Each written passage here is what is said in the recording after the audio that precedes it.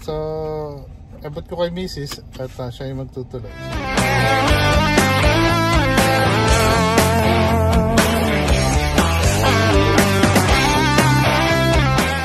Magandang buhay mga katrabo. Kamusta naman po ang araw nyo? Sa mapagpalang araw sa inyo. Sana okay kayo saan man kayo nasa mundo. At isang magandang hapon sa inyo. Hapon na po sa akin. Umaga, tanghali, gabi, saan man kayo nasa mundo. Sana po ay okay kayo. Sa amin po ay alas 5 na ng hapon at napakaliwanag pa po ng araw. So yan. Samahan nyo ako. Kasi napansin nyo, medyo iba yung datingan natin ngayon. Kasi po, a-attend tayo ng debut ng anak ni Minisan. Dito lang po yan, malapit lang sa bahay. So, samahan nyo ako at panoorin natin yung debut. Yung vlog natin. Sama natin ang munting debut. Ayan. Hindi natin pwedeng kunan lahat kasi bigyan natin ng respeto yung may debut. Kaya natin siya yung mag-upload ng kanyang video. So paano? Hintayin natin si Bossing. Habang napakainit po itong suot ko. Hinihintay natin si Bossing. So paano? Mamaya na lang mga katravel. Mga katravel, kamusta kayo? Eto, nandito tayo sa labas ngayon. Hinihintay ko si Mrs.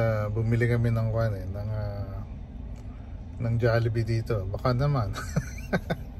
Ayan. Hinihintay natin sila. At ito tayo dun sa bagong baby ni Bossing yan. Ito yung bubong po yan ng sasakyan. Nakikita nyo yung labas. Ito po yung bagong baby ni Mrs.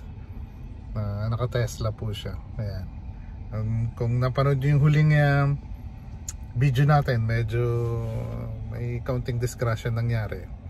At ito yung kapalit ng baby niya. Ito yung regalo niya sa sarili niya.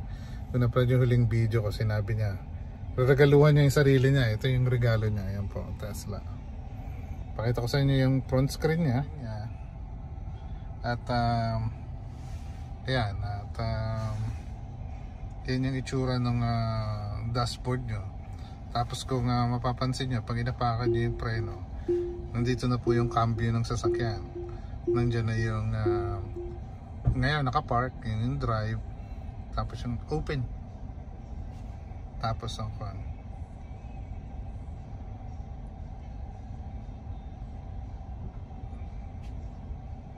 Ayan, so nakita nyo, binuksan nung anak ko yung trunk kaya umangat yung kwan niya, pero ito yung buong sasakyan niya.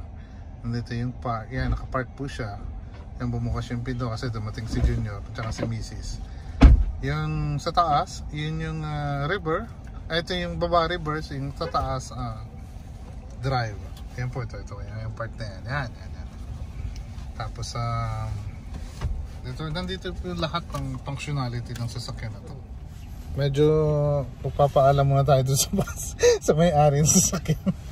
Siya po yung may-ari ng sasakyan, si Bossing. Basta naman yung bago mong laruan dito. Ano yan? Jollibee. Anong kwan yan? Anong drink siya? Ayan, naka-strawberry po. Ayan, sige ito. May konti po at tingnan natin, magsi-seatbelt muna tayo. Tapos si Bossing ang pakukuhanin natin ng video habang ako'y magdadrive. Dali lang po. So, abot ko kay Mrs. at siya yung magtutuloy. So, ito papakita namin sa inyo kung paano yung functionality ng sasakyan na to. So ngayon, magre-reverse tayo. Nag-reverse tayo. Ito, balik ko. Yan, drive, tapos park. So pag nag-reverse po tayo, lalabas yung mga camera. Diyan natin malalaman kung saan tayo pupunta. So, kita nyo naman, sabi niya, step on pedal. Oops, may tao pala sa likod. May tumatawid. At baka nabagong babangga natin, magasgasan yung sasakyan ni Bossing. Tapos ito po, tapos i-hit nyo lang na nga sa taas, magdadrive na yan. So yan, matakbo na tayo. So ito po yung eagle camera nya. So yung nasa gitna yung sasakyan natin, yung mga nasa side, yung mga nakapark sa side. Ayan. Tumatakbo na tayo. Wala pong ingay. At saka ang isang functionality po ng sasakyan na to, pwede po siyang tumakbong mag-isa. Meron siyang autopilot. Pero hindi natin gagawin yun. Hindi natin gagawin yung autopilot. Tapos gasolina lang ako, hindi po gasolina, accelerator lang to kasi kon po to electric. So pag inapakan niya yung acceleration niya, tatakbo na siya. Tapos pag nirelease niya yung paa niyo konti, unti-unti din siya tumitigil. So kumpara dun sa regular na sasakyan, kailangan yung apakan yung preno. Ito po automatic siyang tumitigil. Tapos yan, nakaapak tayo sa gas, tapos nire-release lang natin. Tapos yan, takbo na ulit. Tapos lahat halos ng functionality na nyo nandito sa screen nyo. Gusto nyo ng entertainment, nandyan lahat. Gusto nyo mag-karaoke, may karaoke din dito. May mga quad po. Saan pa? So yan, ka-travel, nakatigil tayo sa stoplight. So makikita nyo, yun yung mga may isang sasakyan sa unahan, ito yung sasakyan natin. Tapos pagka narinig nyo yung tunog, gumanon, nakita nung sasakyan na nag-green na yung light, binibigyan ka ng warning na okay nang naka-green na. So kada titigil kayo, pag malapit na kayo sa stoplight, makikita nyo na yung stoplight. Tapos pag tumigil kayo at nag-green siya, tutunog siya, bigyan ka niya ng warning na good to go. So pagdating dito, titigil tayo, tapos medyo mananahimik ako. Tintayin natin yung tunog ng green. Ay, naunahan tayo eh. Nag-green na eh. Sayang, hindi ko napakita sa inyo eh.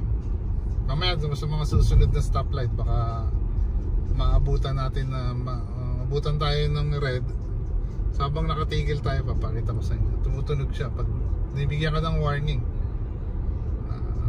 Pwede nang tumakbo. So dito po yung speed limit mo. So sa 35 miles an hour tayo. Tapos ito yung charge niya. Ngayon 49% na lang yung speed, yung charge niya. So pag uwi sa bahay, cha-charge natin. So tama-tama, nandito tayo sa stoplight. So signal tayo. Ayan. Tapos siya, no? Tumigil na siya ng kanya. So nakikita niyo, kung hindi ko alam kung nakikita niyo, may mga pula dyan, stoplight yan. Hintayin niyo at magbibigay siya ng warning pag nag-green siya. Yun, nakinig din yung tunog. Sabi niya, tung! Yeah, warning yun na good to go ka na. So, yun lang. Tapos pagdating sa bahay, pakita ko na lang sa inyo kung siguro cha-charge na namin ni Mrs. to. At napapasok siya bukas eh. So kailangan na mag-charge. Pakita namin yung charging sa bahay.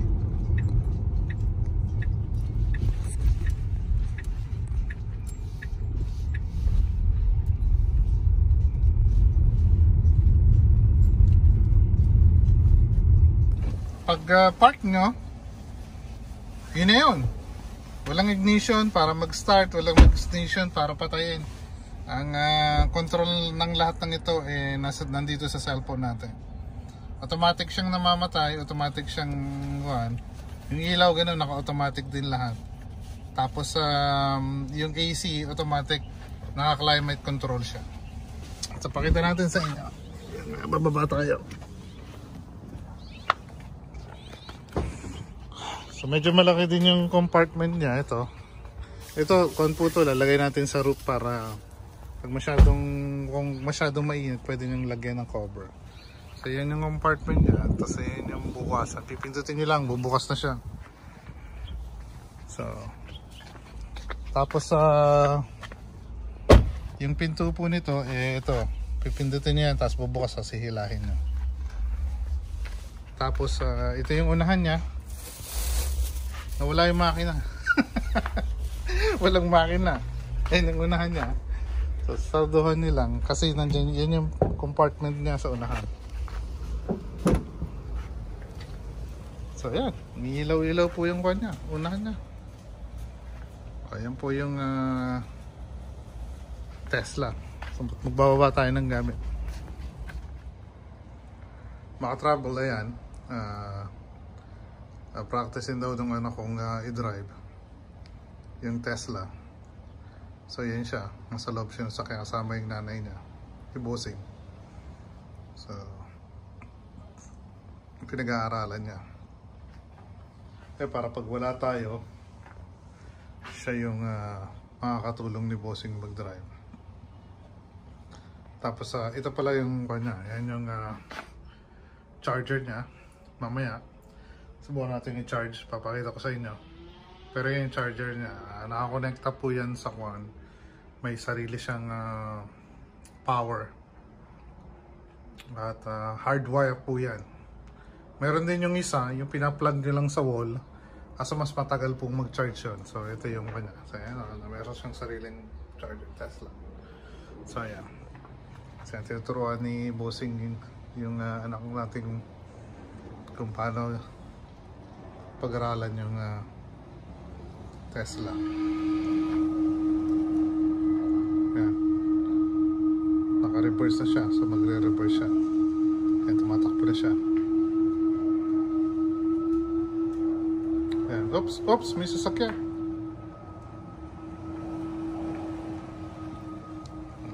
Diyan natakot pa tayo. So yan.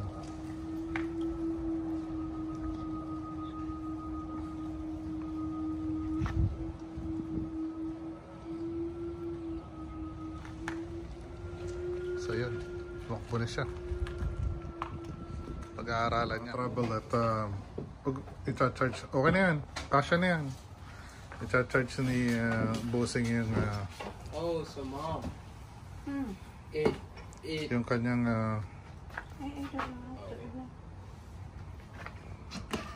ayan. Oops, hintayin niya muna. Tapos pipindutin mo to. Pipindutin ba? Oo hintayin mo hintayin mo hintayin mo mag-green, di ba? No, pag kinarge na. Hihintayin mo mag-white yata, tapos saka mo lalagay. Anyway, bala ka.